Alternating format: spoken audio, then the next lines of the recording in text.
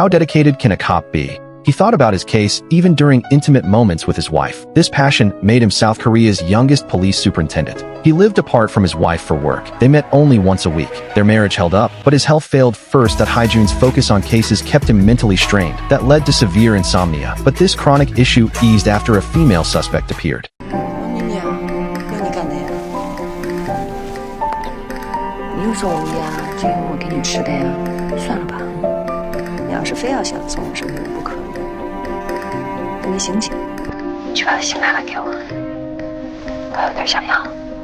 Ruilai seemed very interested in Haijun, but when he translated her words via an app, he didn't get why she wanted his heart. Haijun immersed himself in surveillance daily. His long-term insomnia got better for no reason. He felt much more energetic, but his police chief was furious. The case could have been closed as suicide long ago, yet Haijun wasted time on it. Forced to stop, he had to end the investigation. Not long after, he got news from the Chinese embassy. They found Song Ruilai had a criminal record in China. Determined to find the truth, Haijun sent Ruilai the photos. Unexpectedly, he got an invitation to meet her. He'd watched her for ages, but the thought of going to her home made him nervous and excited, just like a guy on his first date. When they met, Ruilai explained her past. Years ago, her mother was terminally ill. She asked Ruilai to help her die by euthanasia. That's how she got a criminal record. Coming to South Korea was her mother's last wish. She wanted Ruilai to return to her grandfather's hometown, Chutu Mountain. After talking about herself, Ruilai took out a letter. Someone had threatened Chi Du-shio anonymously. They vowed to expose his bribery. She said this was why he killed himself.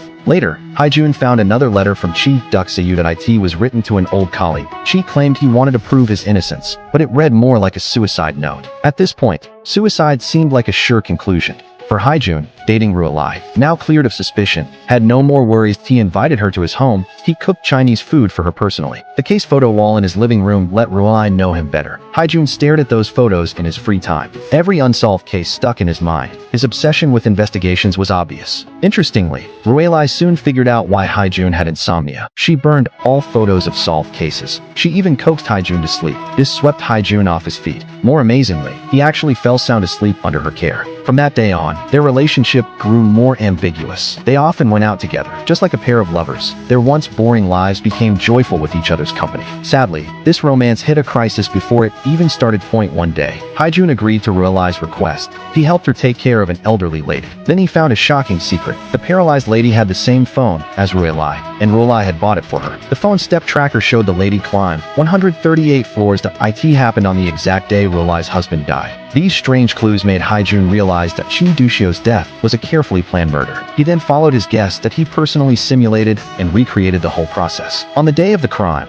Ruilai swapped phones. This let her answer calls from the care center anytime. That IT solidified her alibi. Next, she took a shortcut up the mountain. She reached the top ahead of time. When Chi Du-shio climbed up, she attacked him off guard. She pushed him off the cliff. That so-called threatening letter later? It was all forged by Ruilai. When the truth came out, Haijun was filled with mixed feelings. Maybe Ruilai had been using him all along, and he'd been seduced by her charm. He'd lost his faith as a police officer. Now Haijun finally woke up, but he still couldn't bear to arrest his beloved woman.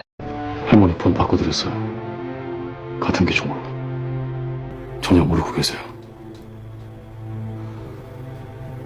저 폰은 바다에 버려요. 깊은 데 빠뜨려서 아무도 못 찾게 해요.